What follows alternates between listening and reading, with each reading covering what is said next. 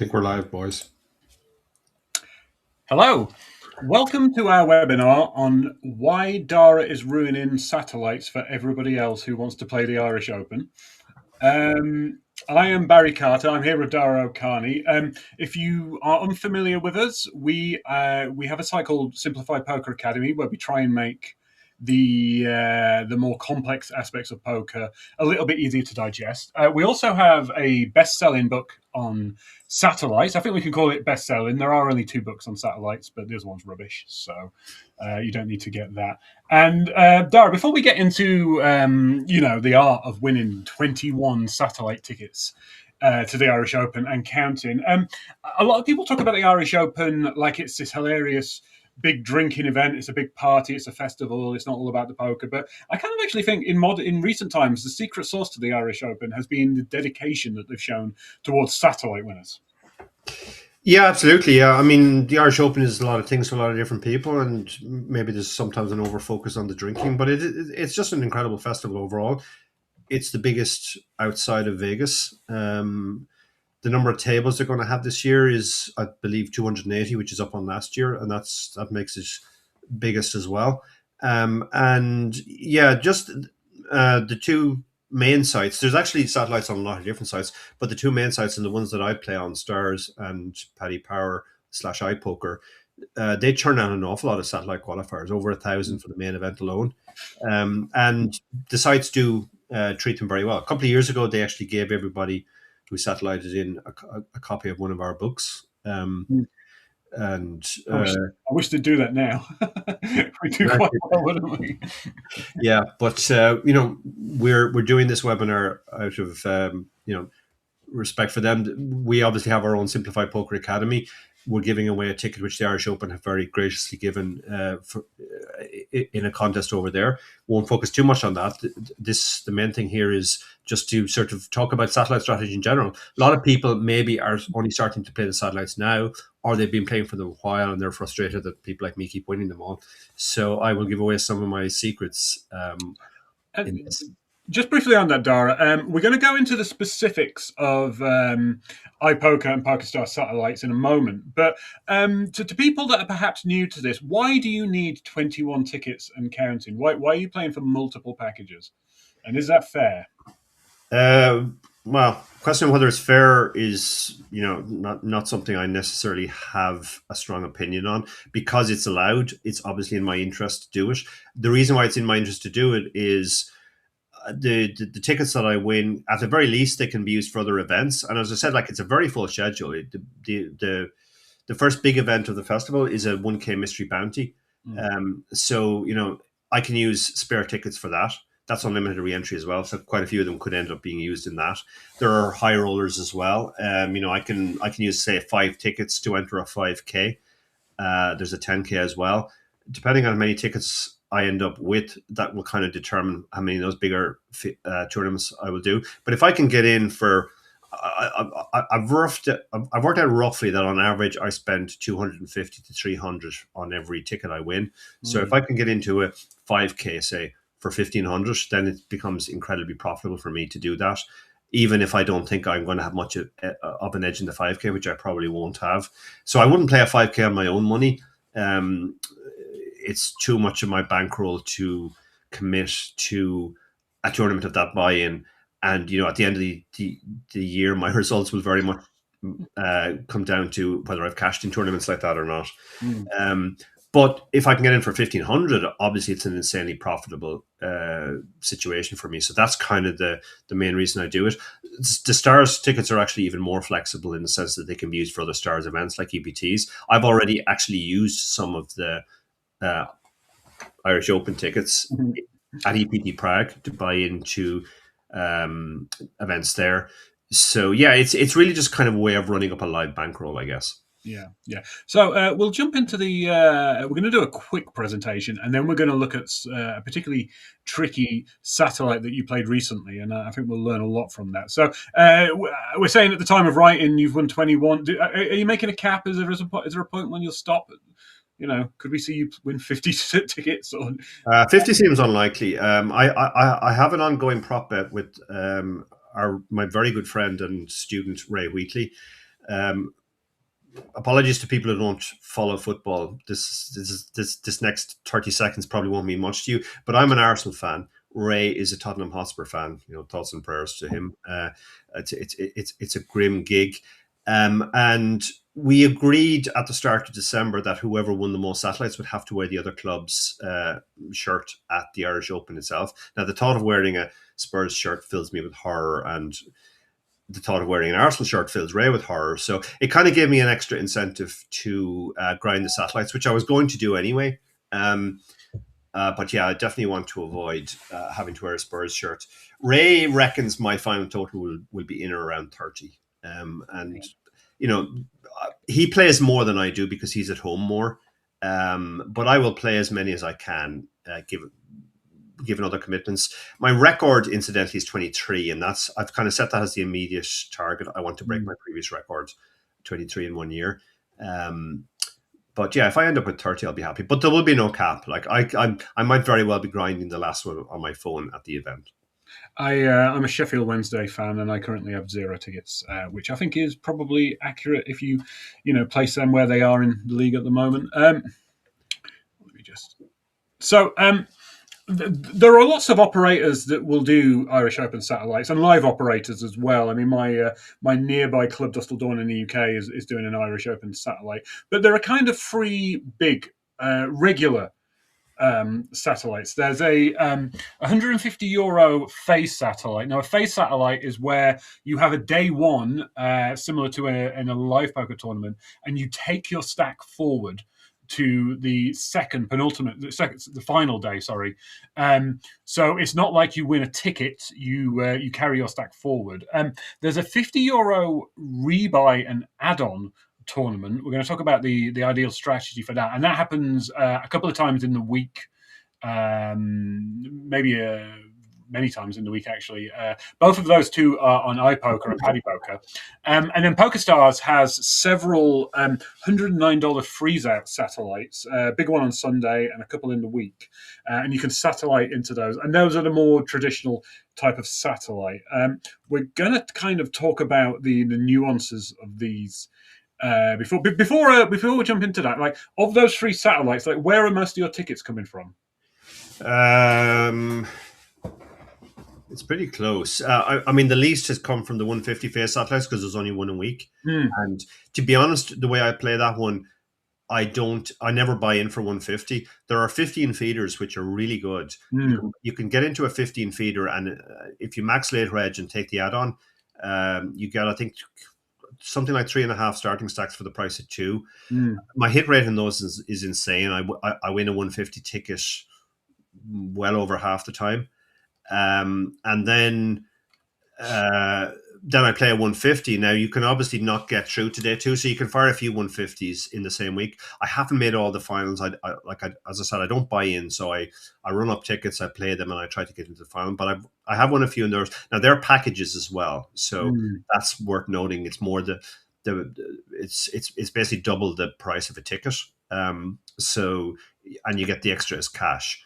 They're very, very good. They're very, very soft. So I strongly recommend those. I recommend that you do the same thing as I do, play the feeders to the 150 rather than buying for 150. The 50 rebuy and add-on, I have the same strategies in the feeders for the 150. I max late reg. They're very good as well.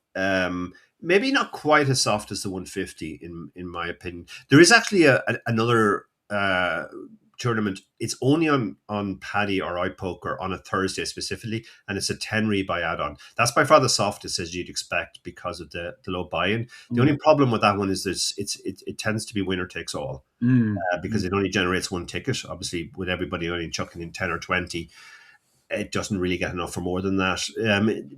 But the good thing is that there's usually an overlay, and I've actually won that 3 times out of like 5 times I've played it. So probably just in terms of sheer ROI, that's by far my best return. 3 tickets for probably about 100, an outlay of 100. But it's the same in structure as the 50 rebuy add-on. So the correct strategy is to just max late reg and take the add-on. sometimes people say, well, why is that the correct strategy? Well, if you think about it, like every time, if you go in early and you bust, you have to rebuy. Um, and you're only getting the starting stack. So you end up paying more for your chips on average if you do that. The 109 freeze out, definitely the toughest field. Mm. Um, you've got top regs like Tom Halls, known as Jabbercada, Jack Hardcastle, David Doherty, former winner of the Irish Open. They're all regularly in these. Robbie Bull. They're very, very tough fields, but they generate a lot of tickets. They're also not rebuy add-on, Mm-hmm. so there is still an ICM benefit to max slate edging. To be honest, I tend to go in at the start because they're very mixed fields, um, and often the weaker players bust fairly quickly. So if you Mm. max slate reg, you can often find yourself just playing against regs, um, Mm. which is obviously not great. They are the most flexible packages, which is why even though they're the toughest satellites, I still play them. And I have won. Actually, now I think about it, this is the one where I've won the most because I've won almost half of my seats on stars. So therefore, Yeah. it's more than the other two put together, or it's the same as the other two put together. But it's also fair to say I've fired much harder there, because Yeah. I do. It's also re-entry. Yeah, yeah. Just to pick up on some of the other nuances of these things. So, if you play the big phase satellite on a Sunday, the biggest exploit in these games is that when phase one ends, people think it's a bubble like a regular satellite because technically that's what happens. You have to wait for one more player to bust and then you're through to the next stage. But in reality, all you're doing, there's not much difference between the end of the first phase and the start of the second phase. It really is just like a tournament where with a day one and a day two. But most people don't understand this, Dara. So the exploit tends to be to play more aggressively than you normally would because people are holding on for dear life. Yeah, it reminds me very much of the end of a live day one where you're still miles away from the bubble, and yet people do kind of lock up because they want to make day two. Live, it tends to be for emotional reasons. I think there's some emotional reasons as well. People just want to make the final, particularly if they think they have an okay stack. But the thing about the phase satellites is, it's 150 to a 2250 package. So it's really 1 in 15. So the average stack when the tickets are given out is 15 starting stacks. And you see people locking up with like 2 or 3 starting stacks thinking, well, I've had a great first phase. And maybe they feel they're nearer to the ticket than they actually are, but they still only have 20% of the chips that they're probably going to need, to get there. So yeah, it's a very common mistake in phase satellites in general. People kind of think it's a bubble, but it's not really. Yeah. Now, the rebuy and add-ons, you've already mentioned that you get more bang for your buck when you max light reg and add on because you're getting free starting stacks for the price of two, as you mentioned. I've added a little note here, which is you can satellite into these as a €5 satellite to win a €50 ticket. But the problem with that is that you're auto registered for the final stage. So you, first of all, can't benefit from this late registration strategy. But secondly, you have to, if you want to get the max out of it and you want to have that add-on, you then have to pull up your own money for it, which is fine if you just like to play all the satellites. But if a €50 tournament is slightly out of your buying range, your comfort zone, you're suddenly forced with this decision of having to put your own money up for something that you wanted to get in on cheap. Yeah, I agree completely, and that's why I don't play the satellites. Do those, even though the satellites themselves would obviously be profitable. But I don't want to go in from the start. That's kind of the crucial thing. On the other hand, I do play the feeders on Poker Stars because I do think there's value, because there is no bigger add on. And again, like, not to belabor the point, but sometimes people don't get why, um, the, you want to come in late. But again, like, let's say there are different amounts for different satellites. But let's say you're getting 10,000 chips, starting stack, and also if you to rebuy, you're getting 10,000 chips, but the add-on is 25,000. That is actually one of the structures.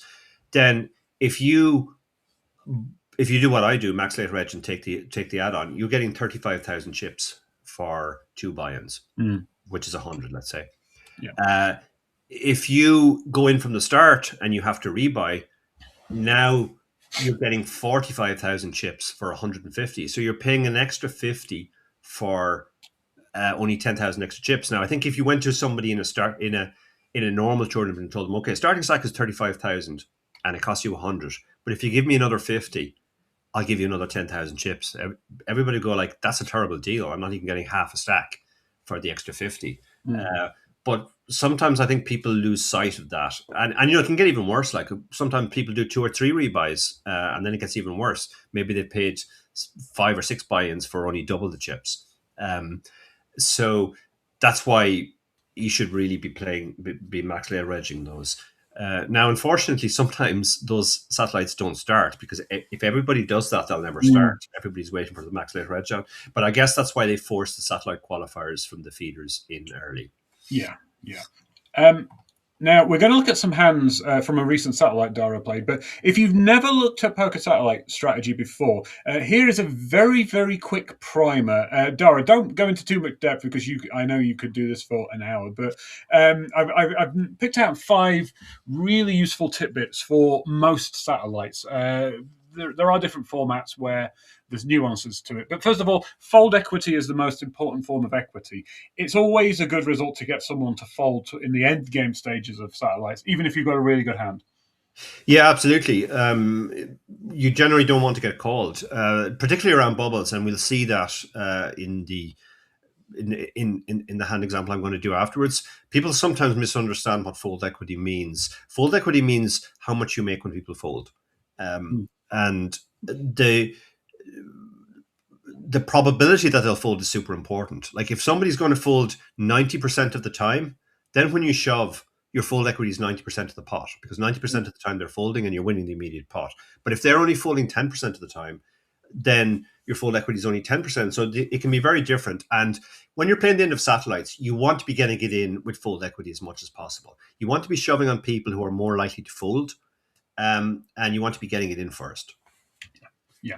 And then broadly speaking, you will see extremes of this at the end of satellites, but generally speaking, play tighter overall than you would in a regular tournament. So the first bit of advice we tend to give people before we get to the nuances of when it's correct to fold aces pre-flop when you've got a seat locked up is to just play a little bit tighter than you normally would. So, if 9s is normally a call in a spot, maybe 10s is a call. Yeah, you maybe take some slightly lower variance lines as well, Dara. Yeah, like I always think of it as a sort of, I think we coined this term for one of our books, the ICM dial. And as the ICM dial ratchets up, you just shave off more and more of the range. You start with a certain range in any given spot, if it's folded to you on the button, if you're under the gun. So you have an idea of what your range would roughly be. As you get further and further into the satellite, that range gets tighter and tighter. Particularly when you already have a very healthy stack. So you just kind of can think of like the bottom of the range disappearing. And it can get so tight, for example, when you're locked up, that just literally the whole range disappears. Like there's no point in even playing aces anymore because you've already got enough chips for a seat. What does it matter if you've got a few more chips? It doesn't help you in the slightest. But if you if you do get involved with aces and lose, then that's just a disaster. The example I always quote on that is the very first time I qualified for World Series main event, 55 people left, 54 seats. I was one of the shorties, so I was really sweating the bubble. But I saw that there was a guy on another table who had less than an ante, so he was basically, he was done. Even if he somehow won the next hand, he was still going to have less than an ante, and he was going to be all in the next hand as well. And then he was going to be in the blind very next hand. So in my mind, the satellite was over. But this hand happened where, the chip leader who was one of 55 at my table was having a great time. He was just playing every hand. So he opens, and then the guy who's fourth in chips calls in the big blind. And the flop came king 4-3, something like that. And the guy who was fourth just open jammed. And the other guy went into the tank. Eventually he calls. He's got aces, and the other guy has kings. So he's flop top set. It runs out the wheel, 2-5. So the aces knocks out the kings. Now, when I told people the hand afterwards, they were like, oh, that's so unlucky for the kings. He got it in with the nuts and so on. But he made a horrendous mistake even getting involved in the hand in the first place. His first mistake was calling pre-flop when there's no need to, when the satellite is going to be over in 2 or 3 hands anyway. And his second mistake, even though he has the nuts on the flop, it's not the unbreakable nuts. So the shove is pretty terrible as well. That's an example of like when you're just the range disappears to zero because you're so near the bubble and you're already there.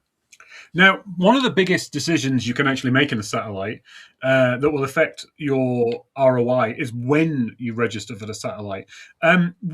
We could get into the maths of this, but it would be another webinar. If you just want to Google our names and late registration, you'll see a number of articles where you can actually look at the numbers on this. But Dara, if you register late for a satellite, practically speaking, the closer you register to the money, even though you're going to come in at a chip deficit relative to the average stack, the better, right? Because it's not about winning the tournament; it's about min cashing it, essentially.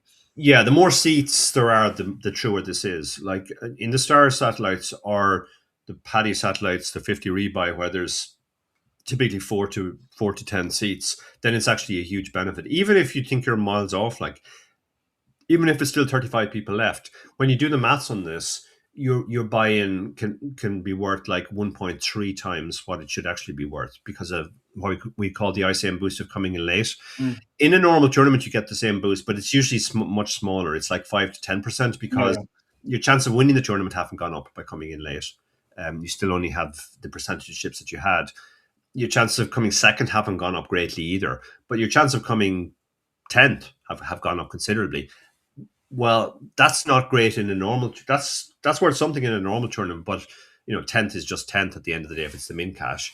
But in a satellite, 10th might be there might be 10 seats, so it's huge. So the boost you get for late registering a satellite is much bigger, and that's why it's kind of become endemic now. That more and more people are doing it. Kind of the word has gotten out just how profitable it is.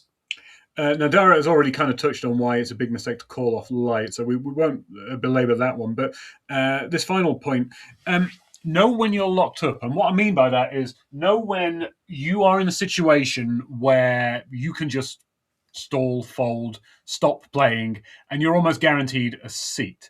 Now, in our best-selling book, much better than the other ones on the market, we give some heuristics on what to look for with that one. But a very basic one is like you can estimate what the target stack you want to have at the end of the satellite. And once you get there or close to there, you can essentially slow down, stop playing, stop calling off, maybe even fold aces. And Dara, that would typically be, if 1 in 10 players gets a seat, that would typically be somewhere around 10 starting stacks, but it can be less than that. Yeah.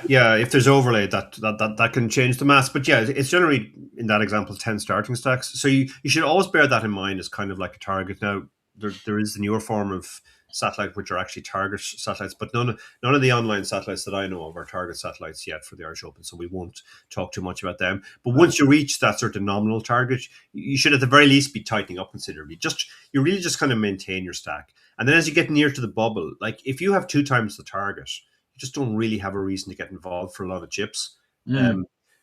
Because if you just keep folding, sometimes it gets very tense and you get down below the target before the bubble bursts. But you would have to be very unlucky. Generally, when you see people bubbling from a situation where they appear to be locked up, it's because they called off at some point and lost, rather than they kept folding. And the example that I've picked that we're going to go through afterwards is a perfect illustration of that. Slight spoiler as to how it's going to turn out, obviously, but the reason why I picked it was I think sometimes people feel that they're locked up and then the bubble goes on for much longer and they get kind of frustrated and they just see their chip stack going down and they kind of panic a little bit at the end. So yeah, we'll cover that in the hand history. Well, we can jump into that now, Dara. If Dave, you want to swap the screens around so we can. And have any questions? So let's have a look at this. So, Dara, this is a satellite that you played most recently.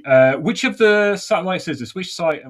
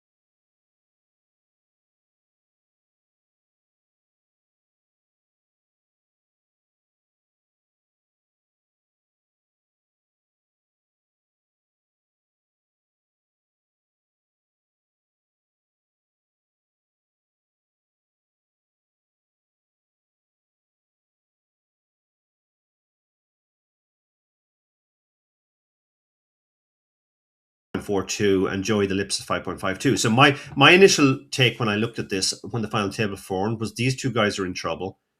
But I am so far from locked up, because even though I'm third out of 8 and 5 are getting seats, these guys are not far behind me at all. These guys don't really have much incentive to get involved. So they're not quite locked up yet. But if we think that 2 of those seats are gone, most of the time to those 2 guys, that leaves 3 seats between the remaining 6 of us. Now, these 2 guys are obviously at a disadvantage. They almost count like one player. And then everybody else is... Now, I have more than the others, so I have a slightly thing. But if we were all level and these 2 counted as one player, that would mean 3 seats from 5 people. 60% roughly is your chance if you're, say, one of these people. My chances should be higher than that. I should be about 65% from here. What does that mean in practice? That means if somebody goes all in, I need at least 65% equity to call off. That's fairly significant. Like, even a hand like Ace King doesn't have 65% against only 2, for example. So initially, I should be playing very tight, and really not looking to get involved, and just wait to see kind of what develops, how the stacks move around. Yeah. And as we'll whiz through like the obvious folds and stuff, but as Dara said, so Dara mentioned that there was a smaller prize. We did a bit of study into this, and basically, if there's, say, 4 £1,000 seats, €1,000 seats, and a smaller prize of, let's say, €300 or €600, we kind of came to the conclusion that once the prize is close to sort of 60 to 70, maybe 80% of what the seat value is, treat it like it's another seat. If it's something like €300 and it's a 1K seat, don't really consider it. It's just a bonus for the bubble boy, but you shouldn't really be playing tight to acquire it, as it were. Yeah, absolutely. Yeah, it just doesn't really affect the outcome. So I'm not going to just focus on my hands, because I'm going to look at how other people are playing as well. This guy did impress me, as he knew what he was doing. He shoved, and you might say, "Oh wow, he's shoving 27 bigs in a spot where we kind of think he's locked up." But if he's going to play his hand, the last thing he wants to do is raise to 2 big blinds and get shoved on by one of these 2 guys. And then if he loses, he's dragged back into it. So if he decides to play his hand, he should just shove it. The most he can lose is 10 big blinds to this guy, just under 10 big blinds. And when he shoves, these guys are going to play obviously much tighter. So this is kind of like, when you have this sort of stack, don't be min raising. Just go ahead and shove. Next hand, let's see if anything interesting happens. This guy shoves again. This is the correct strategy. Maybe if he has aces or something, aces or kings, he can raise and call. But for the most part, he should be just shoving, and nothing happens. Okay, again, I have no decision here. Again, this guy shoves. This, again, might seem rash, but all the stacks behind are shorter. The blinds have gone up in the meantime as well. He's not making a mistake a lot of people do, which is to lock up prematurely. If you lock up prematurely, like, these bubbles, as we can see, can go on for quite a lot of time. So he shoves. Let's see what happens. And with regards to that, there is a bit of a difference between whether the bubble or near bubble is on a single table or across multiple tables. There's a lot more impetus to lock up early when there's multiple tables, and you can kind of expect other players to do your bidding and knock each other out, and you can stall and stuff. But when it's a single table, the blinds come around to you much more often. Yeah, absolutely, they do. And the other players will be taking shove spots as well. So you often won't get that many spots where you can get it in first, and that's kind of really what you're looking for. I was given that interesting spiel, and I completely didn't pay attention to how Queen Jack has managed to get it all in against. We only had 3 big blinds, to be fair. Okay, fair enough. So, to be honest, I still don't like the call, but yeah, it's like, I don't think he's going to be in good shape against this guy's range. But this guy had shoved already. Sometimes people get a little bit, he's shoving every hand. Yeah, it kind of doesn't matter when you got Queen Jack suited. Question from Anne Lockton. Hi, Anne. Nice to see you. Guessing he can shove most of his range. Yeah, like, he shouldn't really be inducing anything. I don't think even if he has aces, he necessarily wants to risk losing 8 or 9 big blinds. He just kind of wants to take the 2.5 big blinds that are out there, maintain his stack. and maintain his very good position. So he wins the hand. So now we're down to 7. So let's do a quick stock take on how people are doing. He's now moved into the chip lead. Bad Grandma is still in great shape. And then the rest of us are all kind of super short. So you can kind of think, okay, well, these two should be locked up in most worlds. Mm-hmm. And that leaves 3 from 5 still for a seat. So if we all had the same stack, we'd all be about 60%. Now I'm the chip leader of the second group, so I'm more than 60%. I'm probably 65 to 70%. And this guy who's these guys who are the shortest are probably they're less than 60%. So maybe they're like 50 to 55%. So they can play reasonably normally. If they get all in and it doubles their chances, they're risking the same amount as they stand to gain. But I'm in a spot now where I really don't want to be calling off light because I'm 65 to 70% if I fold. So my strategy should still be to play very tight. You're in a terrible seat position as well, Dara. I'm also in a terrible seat position, yeah. So that's why I don't play the ace-4. I could shove it, and most of the time they'll fold, but it's just too risky in early position. Now, it is the right type of hand to shove because you have an ace and you're blocking the calls. But, we saw Queen Jack suited call off the last time. It'd be a disaster for me if one of these guys calls off with Queen Jack suited, and I'm only slightly better than 50% then to win. So let's see how the hand played out. So he jams and everybody folds. Next hand, I have Ace King suited. Now, ooh, tricky spot. Now, what do you reckon here, Barry? We saw him shove Ace Jack before. Right. So my instinct is that this would be, and I'm sorry for the nerd speak, but I suspect this could be a solver fold, but a future game call. Like I think if you were slightly bigger than Steve B or JP McManus, I think this is perhaps a fold. But I just kind of feel like, I think you're going to be crushing him so often, and it's just, you've already got a chip in. Yeah, I mean, I struggle to let this one go, even though I suspect that sometimes this is a fold. Yeah, well, even if I dominate him, I only have 72% equity. Mm-hmm. And given my position, I need at least 65, maybe close to 70% equity. Then when you add in the time it's a pair and it's a flip and I only have 50% equity, suddenly it starts to look very, very hairy. So I folded. I thought this was a fairly trivial fold, to be honest. Now, if I'm one of these stacks, you can... I would call because these guys are only 50%, so their upside is much greater, but my downside is considerable. If we call, this probably locks us up or very close to it. But let's say I'm 70% if I fold, and I call I'm 95%. Well, that means I only gain 25%, and I lose 70 when I lose. I go from 70 down to 0, obviously. So that's what makes it a pretty trivial fold, in my opinion. It's also probably an easier fold for yourself, Dara, because you know exactly how to navigate these spots. If someone who is less experienced in satellites sees themselves in this spot, maybe they're in the PokerStars satellite against all the crushers. Maybe that justifies making it a call because they be kind of a positive flip for them, and then they would be locked up. Yeah, that's definitely a reasonable point. But you'll notice that I've been trying to do these calculations of what I think everybody's chances are from here. And that's kind of the way you should be approaching these spots. Estimate what you think your chances are of if you just fold it in any given hand. And then that kind of tells you what equity you need to call off. So next hand, let's see what happens. This guy shoves and we all fold. Next hand, I've got 6-2. I mean, if I shove, they will fold a lot, but 6-2 is not the hand to go with. Next hand, I have King 4 suited. Now, this is a more tempting one. This guy, if I shove, has to worry not just about me, but these two people behind. So he has no reason to really call.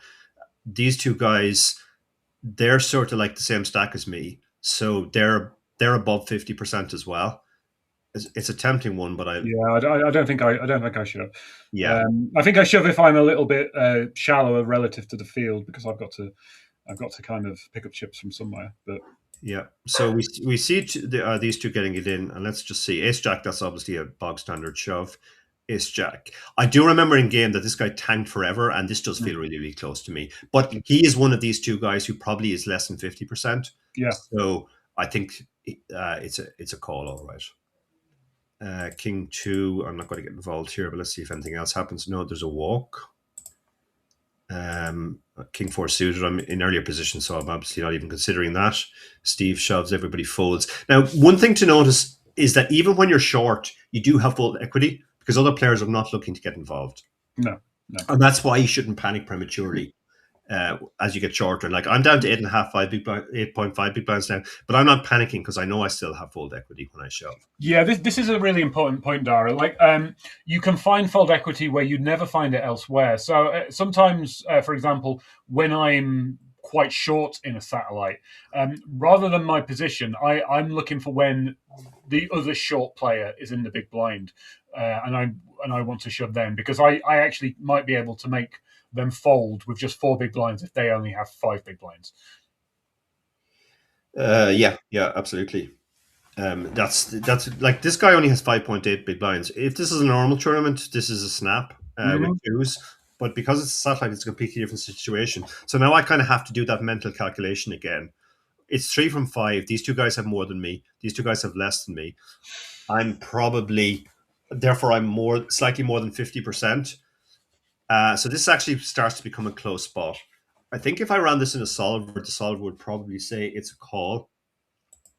But I decided to fold because I'm adhering that thing we talked about, that fold equity is so important. Yeah. I still have fold equity with this stack, so I would rather get the chips in than, kind of get them in first rather than call it off knowing at best case scenario it's a flip. Would you have folded the twos if it was bad grandma that shoved on your small blind?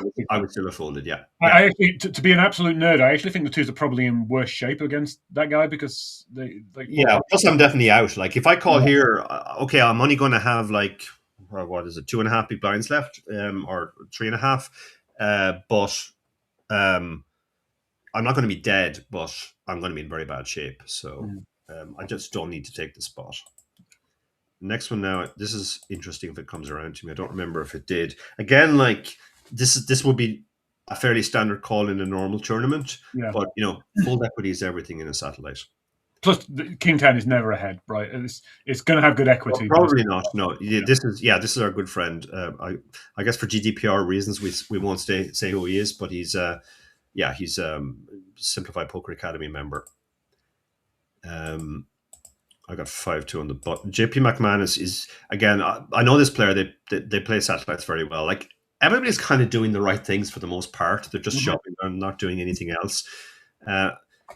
This is an unfortunate reality of bubbles recently. People play them much better than they used to because Barry Idiots wrote a book telling people how to play bubbles.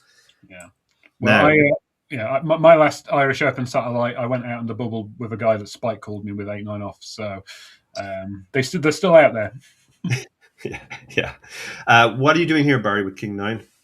Right, let's have a look. We are much shorter than everyone else who's left to act. I'm going for it. We're the shortest player at the table now. I think we've got pretty good fold equity against JP, especially if he's or just leave a few chips behind, just on the off chance that YME is going to isolate and get the pot heads up for you. This is something people ask me sometimes, why I leave a small amount of chips. One reason is it sometimes confuses people. They can't do the maths as easily as when you shove. But another reason, let's say it goes shove, shove, shove. Yeah. Okay, there's only 5 seats, so I probably can't fold. But if we were near the bubble, I could. So there are some weird situations where you might actually fold. But this is, I think I'm calling off anybody here. To go back to why I'm shoving here, I actually think I have really good fold equity on all of these guys because they don't have any reason to get involved. They're currently in good shape. This guy's chip leader. These are the two leaders of the second pack, as it were. They're well clear of us, so they don't really want to get sucked in. So even though I have a really bad hand, this is I think this is a fairly standard shove, and it gets through. The question was for the Ace King suited hand. Yeah, I would have folded, like, even if it's any 2, I don't think I have the right price when you consider all of the factors. So I would have shoved. I would have actually folded to anybody who covered me, even from the small blind. Yeah. If you look at when you go look at the solves for these things, like unpaired hands go out of the range even when it's ace king when there's high ICM pressure. Yeah, yeah, exactly. Okay, what do you think about threes here, Barry? Oh no! Well, I mean, luckily Yeah, I wouldn't have taken it anyway. yeah, I would have folded anyway. Yeah, You're never in great shape when called unless someone goes yeah. bananas. There's a couple of factors here. I've shoved the previous hand, and in my experience, people are more likely to call you when you shove two hands in a row. Mhm. We saw that at the start of this. When the Queen Jack suited called the second shove. The other thing is like we don't have an ace in our hand, so we're not blocking the really strong hands that are going to call us. Yeah, I'm happier shoving ace four off. To be perfectly Yeah, honest. and the other thing is like even though all that happened last time is I shoved and I got it through, my situation is way better than it was. Like I Mm. was the shortest stacked when I shoved last hand. Now I'm only the third shortest. So I'm actually more than 50% for a seat again. So again, be selective. Don't just take every spot that looks like a shove to you. Think about these. Think about all these factors. So yeah, I wouldn't have taken it. Tech Jam shoves and gets it through.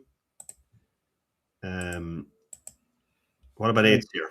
Yeah, totally. Eights is definitely high up there in the hands that we Yeah, want to go yeah. with. Like I said, we know we want to have an ace, but like at the end of the day, eights with only five players behind, it's going to be the best hand so often, and people are not going to call off ace nine, ace 10. Lots of those hands that we're flipping against. Yeah. So we do get it true. Next time we get eights again. Yeah, I mean, I guess. I mean, obviously, our situation has changed in two factors because now we have more chips and we're in an earlier seat position. But yeah, I still go for it. Yeah, I didn't go for it. Again, the two in a row rule. I don't like shoving two hands in a row because there are guys who make what I call a fuck this guy rule. A call. They're like, okay, he's shoving every hand now. So I Eight, suddenly I think my Jack 10 suited is a call. you Um, shove eight. You shove eights there if you'd not shoved the previous hand though. With the Absolutely, yeah, 100%. Yeah, okay, interesting. yeah. And the other thing is now my situation is way better. I'm well clear of this guy. I'm a nice bit clear of this guy, and I'm not actually far behind this guy. Yeah, So yeah. I'm well over 50% for a seat now. And this is the important thing that I'm trying to emphasize. Constantly be asking yourself, what are my chances of getting a seat if I just fold? Yeah. Tech Jam folds. Now, this player, the two chip leaders so far seem to be taking very different routes. Now, it's possible bad grandma is just getting lots of bad hands, but it's also possible they've locked up a little bit prematurely. And just keep an eye on that. We've seen this guy shove twice already. We haven't seen bad grandma play a hand yet. Actually, if we turn the HUD on, we'll see that going into the final table, this was a much looser player. They were playing 25% to hands, raising 22%. This guy was only 18 and 14.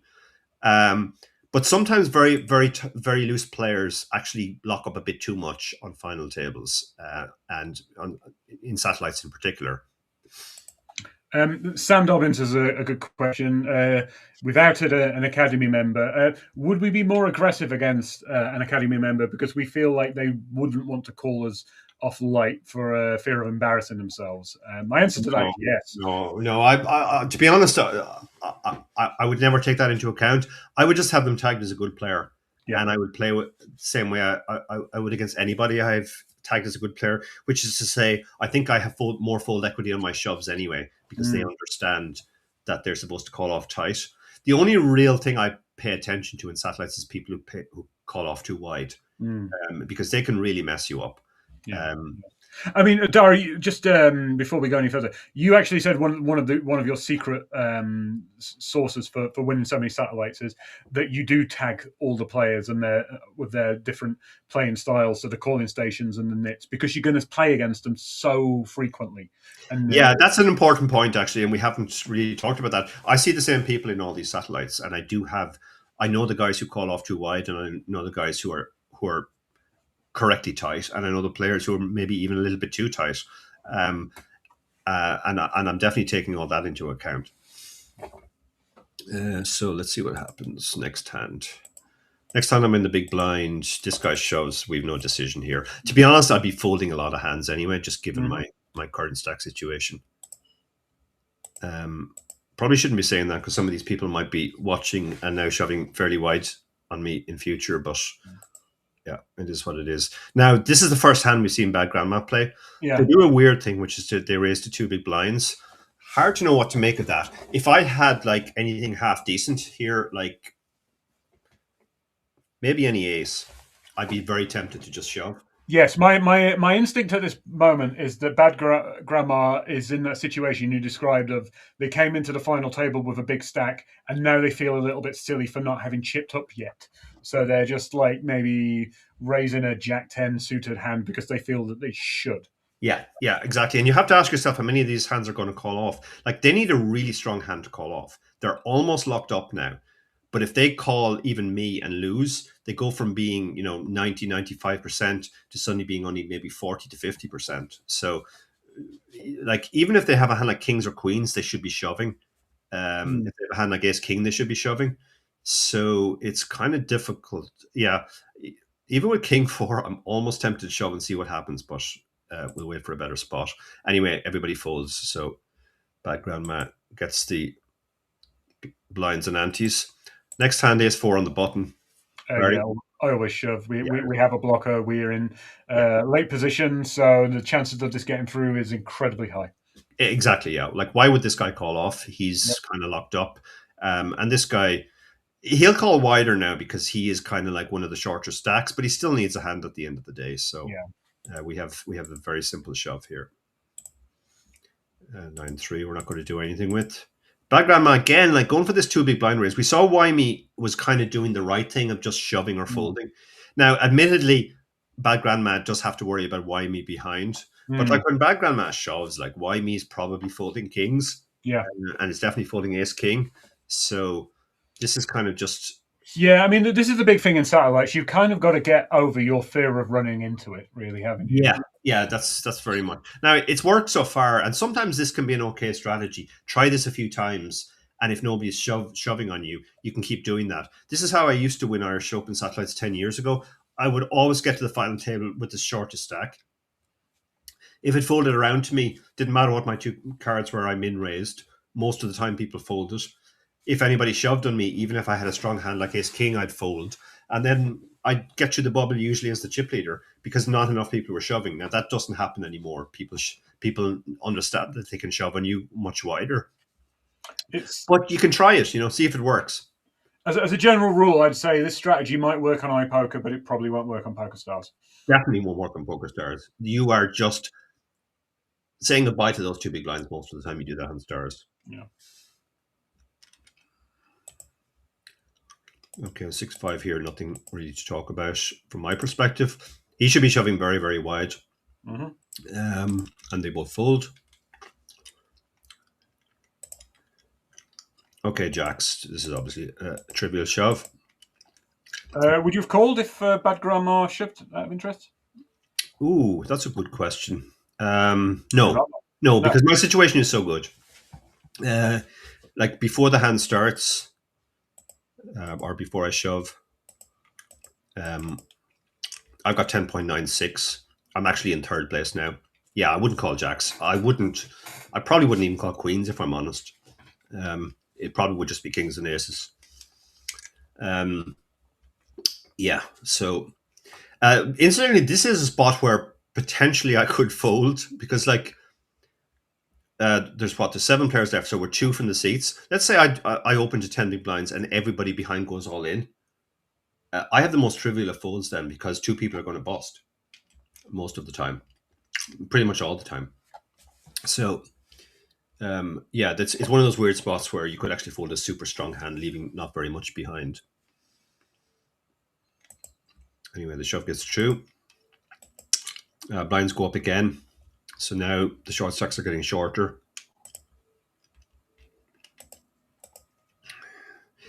Sixes here. Nobody gives me a decision. Bad Grandma could probably shove any 2 cards because I'm not going to call off.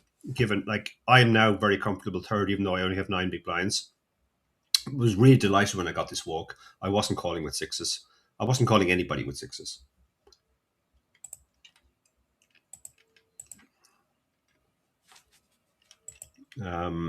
Yeah, like always ask yourself, do I need to get involved? When you're the shortest stack, yes. So you're looking for shove spots. Now, there's no reason to. Even though it's nearly going to always work, it still Now, doesn't matter.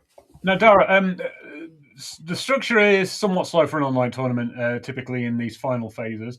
If this was a faster, hyper type situation, like for example, the Power Path on PokerStars, you can win a Power Path Silver Pass and use that for the Irish Open. The blinds come around much quicker, so would you take? You'd obviously take more marginal spots in that respect. Yes. To be honest, not as big a factor as maybe people think, but yeah, you kind of have to just take your tight edges. Now, I think I've actually just inadvertently answered one of the questions that we were asked in chat. If it folds you the small blind, are you jamming any two into YM24? I do feel he's competent, but I still think he'll wake up with a hand sometimes, and I'm not 100% sure he's competent. I'm not 100% sure he's folding ace jack or those types of hands. So the main question I ask myself is like, do I need to get involved? And at the moment, the answer is no, because I have double the chips of these three almost, and almost 3 times as much chips as this guy. So I'm in really good shape.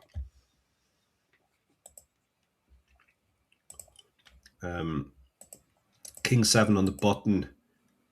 The shove ahead of us, so we have no decision. If the shove hadn't come in, no, I don't think I would have. I wouldn't have taken it again for the exactly same reason. Like, no need for. Also, this guy is now very, very short, so I don't think he's going to fold an ace or stuff like King Queen, King Jack.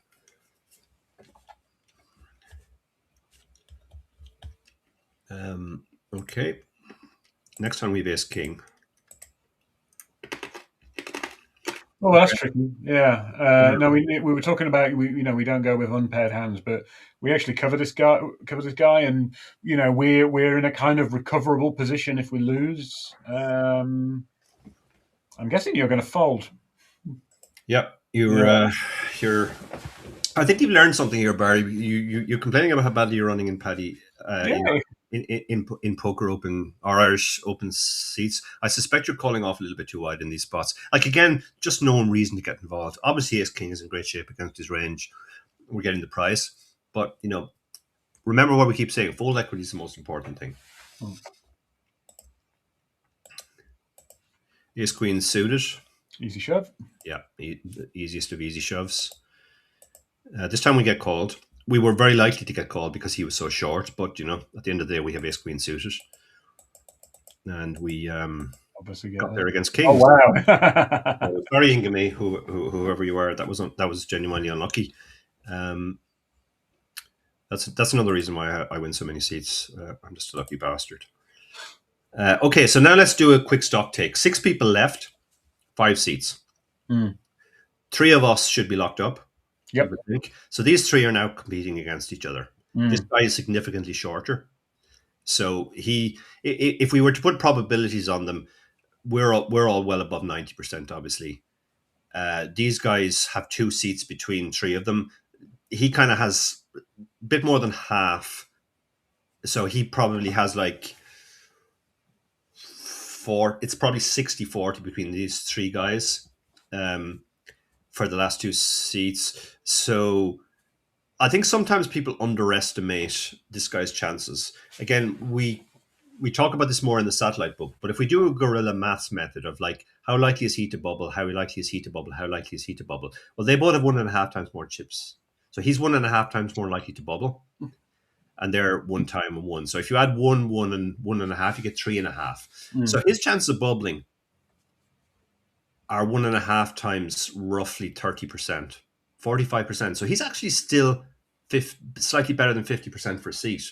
And that is kind of counterintuitive to a lot of people. Yeah, it's interesting as well, Dara, because all the big stacks are on one side and all the small stacks are on the other. So you get what we call like a collision effect, where in a way the 3 big stacks should just get out of the way and let the other 3 guys go at it against each other. And if that is going to happen, then Steve B 2022, he can make these 2 guys fold quite a bit. And he has a nice seat. He has a very nice seat, yeah, because he can jam into those 2. These 2 guys are both probably over 70%, so they kind of don't really want to get involved. So yeah, if if he was in this seat, it'd be terrible for him because they could be jamming into him. But he's actually got his best possible seat. He's after all the big stacks, and Yeah. he's jamming into the two guys who have All the reasons to hold. they can be against. So again, now this guy just decides to jam. Now he obviously has a hand, and he covers everybody comfortably. He's not really going to be severely damaged if he gets called.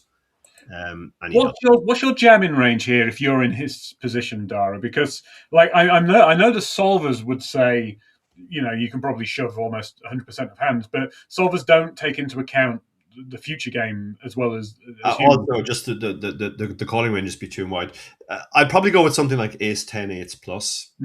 Okay, good. King queen suited, those types of hands. It's a long way from any two, but I'm not going to fold a strong hand either. No. The thing is, it's mostly going to work. Even if you get called, you're not going to be in terrible shape. And you kind of want to take away the shove spot from this guy as well. Always focus on the exact bubble, on who the shortest guy is, and try and take his spots if you can. Because you don't want to keep folding. He shoves, he gets back into it. Then one of these guys doubles, and suddenly it's a completely different game. Just take those spots away from him, basically. I guess practically speaking, our biggest motivation for shoving as the big stack is not to win a big pot or eliminate someone, but essentially just to let them keep bleeding away. Yeah, exactly. Just blind them down. These two guys are both over 70%. So they need probably queens plus to call. So they're almost never calling. This guy is also he's actually over 50%. So I mean, he should call wider, but even doubling to this guy is not massively helpful to him. He'll go to 10 big blinds, but he's still in a dogfight with these two guys, not to bubble. So he has to be very tight as well. This is why, in theory, if you put this in the solver might say shove any two here. But in practice, people won't fold as tight as they're supposed to. Yeah. So again, he doesn't need to get involved, but if he has a good hand, he shouldn't fold. He should let these guys just take the spot away from this guy. So they all fold anyway, as expected.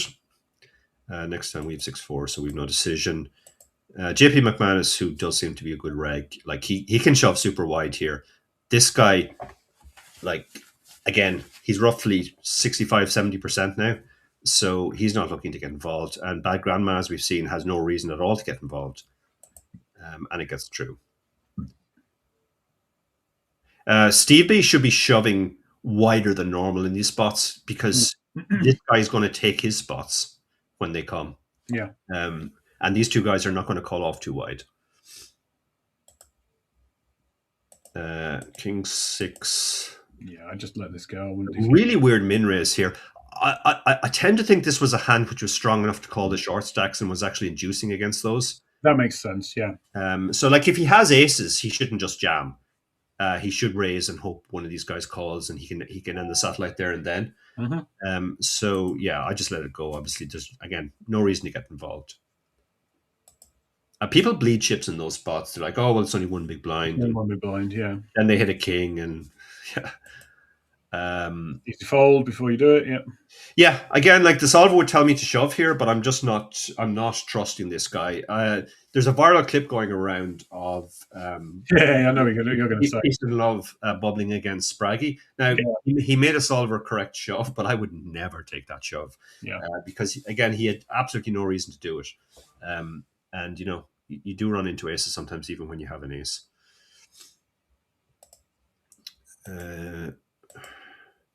No reason. Very easy. Now, interesting, he doesn't shove because he obviously feels that this guy's going to call off fairly wide. So if he has a junk hand 6-2, 7-2, he shouldn't really jam because he's just, most of the time, he's doubling that guy up. Yeah.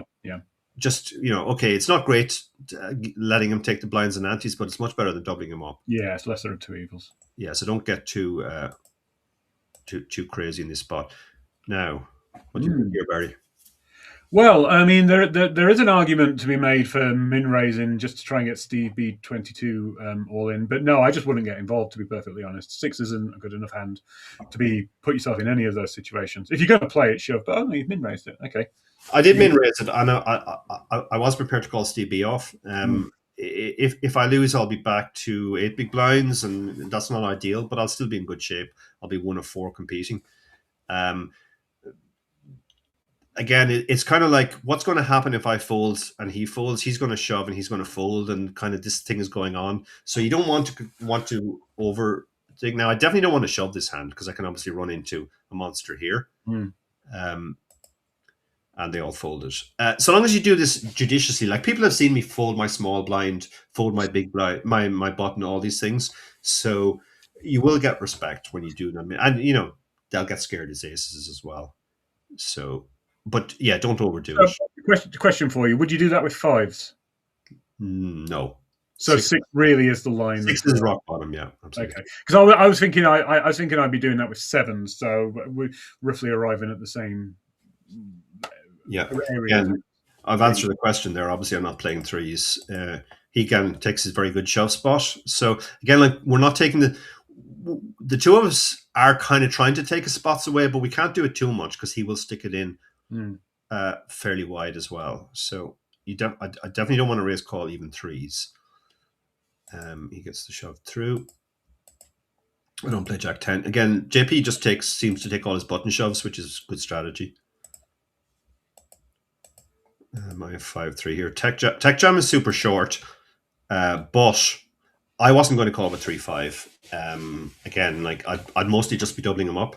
Bad Grandma finally finds a hand to call with, and I do remember this hand. It was King Jack against aces, so horrifically unlucky for Bad Grandma. I mean, aces is a call in theory. I'm just going to talk now about the mental situation for Bad Grandma. Think about this. They started as the chip leader. Yep. Pretty much locked up. Even until recently, we were saying they were 90 to 95%. If we wind forward to the next hand, these are the stacks. And now suddenly he's locked up. I'm kind of locked up, although not 100% again. And there's kind of like 5 of us in competition for 4 seats, maybe. Bad Grandma is probably above average. So they're still in a very good spot, but I suspect that it's very difficult for this player now to adjust mentally. They feel like they've been sucked back into it. So it'll be interesting to see their play going forward. They fold the button. I obviously have a very easy fold. Jack 9 on the button. Tech Jam shoves, so I fold. Tech Jam is still taking shove spots, which is good. Getting the money in first again, fold equity. Steve B, best player to be shoving into, second shortest stack. Yep. Gets the fold. JP McManus, who's also playing a very good strategy of just taking his own shoves. He takes the spot away now from these two players to a large degree. Everybody folds. And 4-5. Steve B takes the shove spot away from JP McManus. And now JP McManus is suddenly the shortest. So kind of the game has changed again. They're going to have to take more wide spots. He doesn't take this spot, so I presume he had terrible hand. Bad Grandma shoves. Seems like an easy fold. Is not. Yeah, I have a very trivial fold. I mean, the easiest call in the world in any other format, but yeah. Tech Jam again takes the shove spot. Queen 3 on the button. Tech Jam again and you can see how Tech Jam has done really well by just sort of taking all these shove spots in situations where they had very good fold equity. Now they ran into aces and got lucky, obviously, but that's allowed as well. 10-9. Yeah, I don't think there's much to talk about here. An easy fold. The ace-2 suited. Ooh. I mean, definitely GTO approved, but I don't think you need to do it, right? Yeah, my thinking exactly. I don't need to do it. JP McManus is always taking these shove spots, but now he gets called off. So this is going to be interesting to see these two hands. King Queen and King Queen. Oh, that's the worst when you horrible. When they got it in, it was like, oh great, it doesn't. It kind of doesn't matter who. Oh no, wait a minute, it does. Yeah. I'm not sure I like the call, to be honest. I'm not sure I love this call either. No, I don't think so. Again, kind of no. You need to be getting in with fold equity. Again, just to keep repeating myself. Anyway, moving on. I have ace 10 again. Like just no reason to get involved. Like I'm still in great shape. Ace 10 is a very nice hand. It'll usually be the best hand. Mm. But if I shove and get called, guess what? It's not the best hand anymore. So we just What let it position go. would you have to be with that stack to shove ace 10? Would you? Button probably. Yeah, okay. Tech Jam shows. Now you can see Bad Grandma is in a horrible spot. Suddenly they are like sucked right back into it. Again, this can be difficult to deal with mentally. Obviously, I'm not calling off Queen 10. Nope. Jack 5. Not calling off that one. JP McManus again, like got short but didn't panic. Kind of just took the shove spots when they came. 8-6 folds. 9-5 folding no matter what. But let's see what happens. Steve does this weird limp. I mean, that feels like his ace has always got impatient with. Yeah, JP McManus is having none of it. He's like, no, I'm taking it. I mean, the one thing I've learned over the years, Dara, is that you just take limps at face value most of the time. Yeah, people can get a little bit. Of course, you'll run into a trap now and then, but just take them at face value. Now you can see the game is getting quite cagey. Yeah.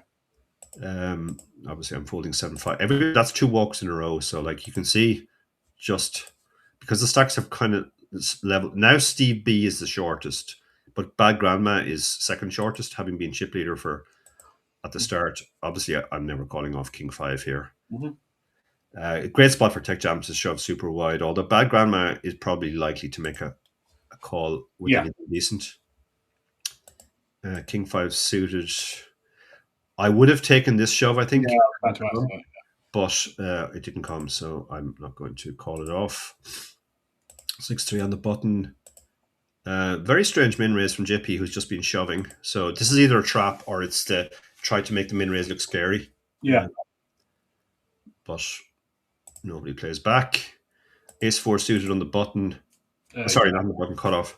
Yeah, definitely got to go for it. You're in a situation now where you need to start picking up chips again. Yeah, I have gotten sucked back into it now. So previous times I folded because there was no need to get involved. Now the need to get involved has become apparent. So again, like this is the one spot where like you can raise 5 big blinds, and if it goes shove, you're definitely folding because somebody's busting nearly always. Anyway, it gets through, so that's good. I do remember it was like quite a tense bubble because at different times I thought I was nearly locked up, but the bubble went on for so long. Yeah, I mean this is the mental game aspect of satellites. You can get drawn back into it from seemingly. Yeah, and we're 6-handed, so the blinds and antes are racing around faster as well. Okay, so what do you feel about tens here, Barry? Yes, it's too strong to fold. Agreed. So we take that shove spot. 9-3 suited. The shorty shoves. We definitely don't want to get called. We don't want to call here. 36% we need. Maybe we have that, but it doesn't matter. Again, we're back in the sort of like no need to get involved. Yep. Mode of operation. Queen 8. This is tempting. Yeah, I know this guy's good. Yeah, I mean, I think you definitely can. Yeah, I decided not to just because Bad Grandma is now so short. I'll wait to see what happens. If they double up, it's a different game. But for now, just kind of no need to get involved. Good question from Poker MQ. Is this standard always good for Irish upsets? They all seem competent. No, this was unusually high, I thought. Well, this is the 50 rebuy, right? So this is going to be with the good regs that can afford to play in this without satelliting in. I have seen, like, if we were reviewing my last bubble on an Irish Open satellite, polar opposite of this. People were playing way too tight. People were min raise folding, and people were spike calling me with 8-9-0. So no, it's this is probably what it'd be like in the Stars final, though, right? Maybe. Yeah. This is very close to Stars final. Tougher, actually. This is a shove, right? It's just. Yeah. This actually, I did a weird thing here. I bet 4 big blinds. If this guy shoves, believe it or not, I'm going to fold because I'm just going to assume I'm dominated. Yeah. But you're in a similar position to Bad Grandma, so you can. And then I'll be at least competing with these two guys. We'll all have roughly the same stack, so I'll still be roughly 2/3 for a seat. But if Steve shoves, you call, right? But if he shoves, I'm obviously calling. Yeah. Yeah. So yeah, this is what we call the half stack. You see this a lot in ICM situations. It's where you're definitely calling off one guy. Now again, like to balance that, I should be doing it with aces as well. Mm-hmm. Um, so anyway, they both fold, which was the desired outcome. Next hand, ace seven suited. Ooh, yeah. No, yeah. I'm definitely ICM approved. Sorry, GTO approved. Yeah. No, no. Based on what everything we've been saying. Okay. Oh, okay. If Again, I thought, okay, if this guy shoves, I can probably call because I have the extra chips now. If anybody else shoves, I can just fold. To be honest, this one was super close, and I remember thinking, I mentioned earlier my two hands in a row rule, but it's not really two hands in a row because I'm not calling him and I'm not calling him. So I decided to chance it, and I got away with it. But yeah, that's definitely one you could argue about. 9-8, we're not going to play that. A6. I felt now that the whole table was actually playing too tight. And because I had an ace, I also thought I can call off bad grandma. mm-hmm. And the last thing I want is bad grandma to get a walk. I thought if I fold, he'll fold a lot. He'll fold a lot. He won't necessarily take the spot because of him. Maybe he'll take the spot, but that'll give bad grandma a spot where they're getting it in with maybe more than 50% equity. So I get, yeah, but now I do get punished. So I'm probably overdoing it. Again, that's one you could definitely argue about. It was just me in game thinking, you know what, they're too tight now, and I can invest these two big blinds, call them off, and maybe end the satellite. But I think it'll work enough as a steal. But yeah, maybe folding was a better option there. Yeah, again, no need to get involved here. Yep. People make what would I call them? Impatient calls in these spots. When the bubble's going on forever, they're very, very tense. They just want it to end. But you have to just keep your discipline and play the correct strategy. Again, another shove from Steve. So Steve's gotten himself into a great shape. Now bad grandma's the one who's in trouble. Yeah. They're down to 2.63 big blinds. Suddenly they've lost fold equity on their shoves. And that's a horrible situation to be in. Again, no reason for I presume at this point everyone else was stalling, right, Dara? Because if you can stall and have the blinds go up on bad grandma, they're in even a worse position. Yeah, I don't remember how near we were. They're 12-minute blinds on iPoker, so you tend not to see that kind of stalling as much as you do on cards where the blinds are shorter. But yeah, you can see everybody's just kind of waiting now for bad grandma to make their move. Everybody else is kind of in the no need to get involved. Yep. Like Queen 9 suited is something I would normally maybe think about, but again, it's like just we're all waiting for this player to do something. Yep. Although this guy can take this is a good shove spot for him because these two players are going to be so tight with this stack, and if this player doubles, they're next on the chopping block, so they should still be looking to take spots like this one. Yeah. It's a good one to take, obviously.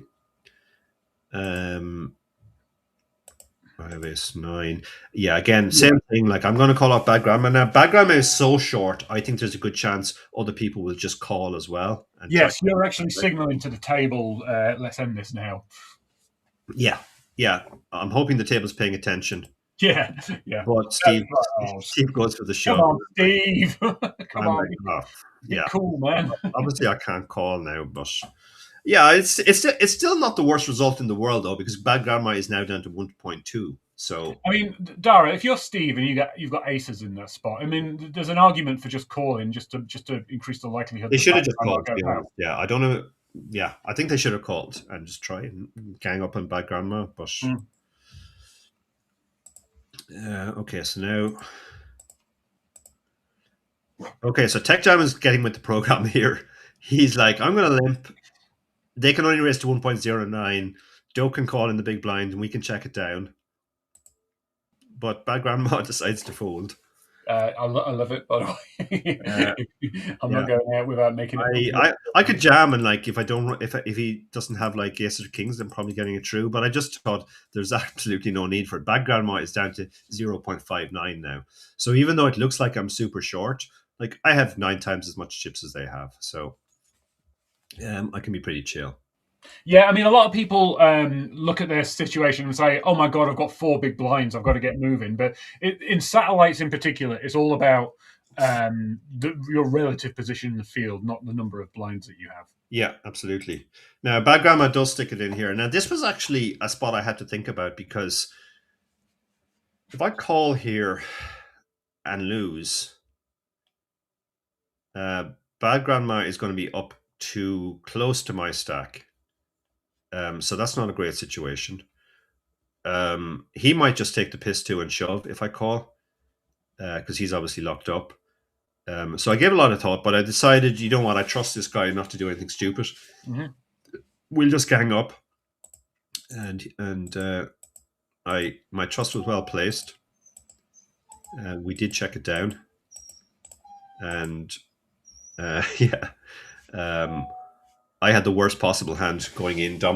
Sorry, no, I dominated this guy, but I was dominated by the player we're trying to get out. But because we checked it down, anyway, obviously the 10-9 was losing. So yeah, like this is how then Bad Grandma was very unlucky in the end. Obviously very unlucky with the aces. I suspect maybe they locked up a bit too early. That's a mistake. It's not as common as the mistake you see of people getting involved when they don't need to, but you never can completely lock up either. Certainly, there were spots where it was folded around in the small blind, and I have to fold almost everything in the big blind, so they could have taken those shove spots. But yeah, very unlucky in the end. This was an atypical satellite. The reason why I chose it is obviously there was a lot of stuff to talk about. My stack at different stages, I was locked up, I wasn't locked up, I was nearly locked up, I was needing to get involved, had a lot of close decisions. Let me just check for the questions. Jack Buckley asked, what's the cutoff for the stack size you would wanting here to be pretty much fully locked up? I mean,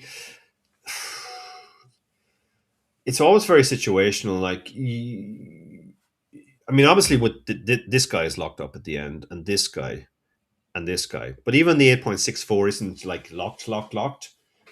So yeah, it's hard. It's hard to put really an exact number on it. You're always doing sort of the mental calculations that I've been doing in game of what your chances of getting a seat are.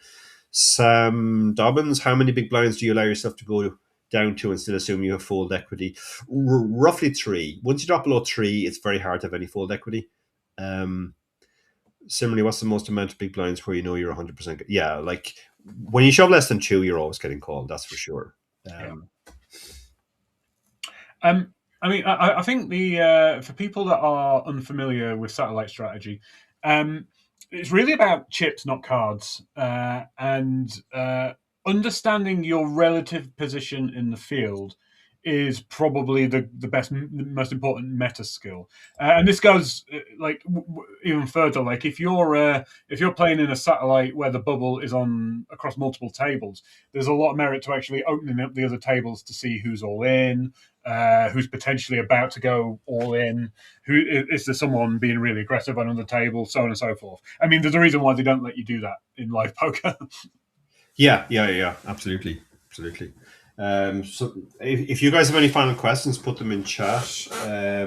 Mission Possible asks, what's your win-loss ratio? I've worked out that roughly for every seat I win, which is worth 1150, I spend 250 to 300. So, you know, my ROI is, whatever that works out, almost 300%. This is my favorite time of year. I can trust you. There's nothing else I play where I have an ROI anything close to 300%. That's why I play so many of these satellites and I focus so much on them. This is a time of year that is very profitable for me to play online. And I think, you know, any decent player is going to crush these satellites. Lots of my friends are crushing these satellites by well over 100%. I think if you implemented everything that we talked about today, you would beat all of these satellites by well over 100%. Now, the caveat I'm going to put that on that is that the star satellites are a lot tougher. Yeah. The iPoker satellites are a lot softer. My best ROIs, obviously, as I said earlier, in the 10 rebuy, where for I think a total outlay of probably €60, I've won 3 seats worth $3,000. So I have 5,000% ROI. I've obviously run well in those, but yeah, iPoker satellites really, really soft. and you can achieve very high ROI. Also, the structure is like good. The star structures are much faster, so that also like negates people's edges. Yeah. Des wanted to know, did they hear a dog? Yes, that is. I have 2 Cocker Spaniels, and they are whiny. But I managed to mute it for a while. Yeah. Tom Jones asked, "Do you play Power Pat?" Yeah, I do. I have won a golden pass and silver, a couple of silver passes in the past. They're fast structures as well. So you definitely can't have like the 300% ROI I'm talking about in these satellites. Yeah. But they're still healthily profitable. If I had to guess, I'd say my ROI long term in those is like 50 to 100%. Power Path is a little bit different, Dara, because there's tiers to the number of the prizes you can win. So first of all, you'll win a $100 bronze pass, but then get rid of 40 players, and then you're competing for say 4 1K passes, and sometimes like 1 or 2 gold passes that are worth 10K. So there's a little bit more impetus to be aggressive, particularly on that first bubble, to build up a. You should be way more aggressive. Yeah, the first time I won a bronze pass, I didn't know what it was, and I thought it was like a 500 or something, and then I was like, "Oh, it's only 100," which is only 2 buy-ins, so it really doesn't matter. People play. That's probably the biggest mistake people play in power pats. They treat that like the bubble. It's not really the bubble. You're aiming for a silver pass or a gold pass, depending on the file you're playing.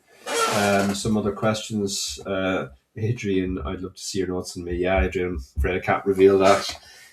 Karen thought the quiz was tonight. No, the quiz, you have to be an Academy member, and it will be starting on the Academy. Barry, actually, you know more about that. Maybe you want to share. Yeah, we'll clear up the final questions in a second, but we'll just do the upsell at this point. So everyone was so sick of Dara winning all these packages that the Irish Open have very kindly allowed us to give one away to our Simplify Poker Academy community. Sorry, I put 1100, but it's 1150. That's Barry maths, like you don't have to make up the last €50 yourself. So, Simplify Poker Academy is a monthly subscription site we have. You get free videos a month and a webinar. We just did a webinar just before this one, the monthly one there. You've got access to all of our previous material. We've been going for a year now, so it's quite a big database. And you're not locked in for a year. You can join for 1 month and see if you like it. We kind of think that you'll like it long enough to stick around for a while, and we have a community, the Academy, where very intelligent, very respectful, friendly bunch of people ask questions and help each other out, and they're not afraid to ask silly questions. There's no embarrassment in here, only on me. And so what we're going to do is we're going to have a quiz. We're going to do like a question every other day, starting on Monday, and they're going to be strategy questions, but there's going to be an aspect of explaining your thought process. It's not just going to be multiple choice, and that will make it both a kind of a skillful endeavor, not just a lottery kind of thing, but also in the event of a tie, we're going to pick out the player that we felt demonstrated the most acumen when it comes to thinking about these spots. Dara will be the one judging that. If you the only people who should do this are people who are actually going to attend the Irish Open. Your travel expenses are not covered, so it's really for someone that was always going to go or can easily get there. And if you're interested in that, you can go to simplifypoker.com/academy. Check it out. If you've got any questions, just find us on social media. If that's not doesn't sound for you, if you go to simplifypoker.com and just head over to the top right corner, we have a lot of free material, including another satellite video. Dara, I went into I won a 1K package for another tour. I thought I played like an absolute boss, but Dara gave me a good ticking over. So if you're not able to join the Academy, there's lots of free material that you can make the most of. And like I said, you are not locked in for a year if you do join. And yes, it is the Academy is separate to the courses that we have. So the courses that we have are on specific topics. Like we have a study course, which is all about the fundamentals of poker. We have a post-flop ICM course, which is about end game strategy when you get to the flop. We have a multi-way course, which is about pots with more than 2 players in them. The academy is different. So what we do there is we try and replicate what it's like to be a one-to-one student of Dara's at scale. So that involves studying lots of different topic areas. So we cover lots of different topic areas. There's lots of hand history reviews and so on. And we also create a lot of content specifically requested by our members. So in there we have like hand history reviews of our members. Members will suggest things, certain things resonate with members, so we do more content like that. And then there's the social aspect to it as well. So what you've previously purchased is some of our standalone courses, which concentrate very detailed on a particular topic area. This is a much more robust coaching experience that we hope is like being one of Dara's private students. Yeah, and just to slightly add to what Barry said, like the community is a super important part of that. That's kind of like what it's like to be in a very good study group with other very good players. That's something we wanted to create too, and we have successfully created now.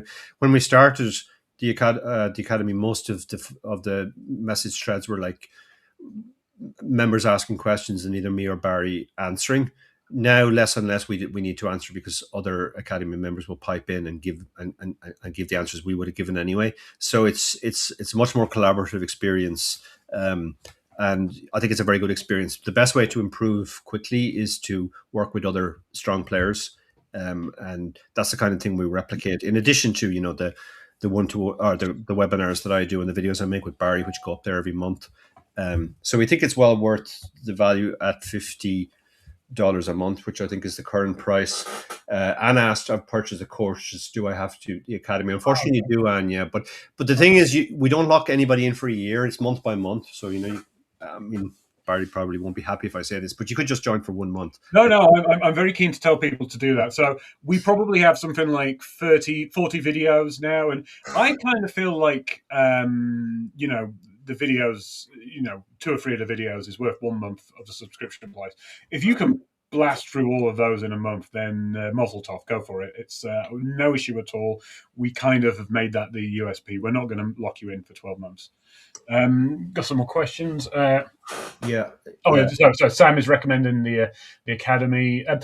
We do have some very intelligent members. We've got a guy, Sidon Gunter. He's just won Party Poker Sheffield, a good friend of mine.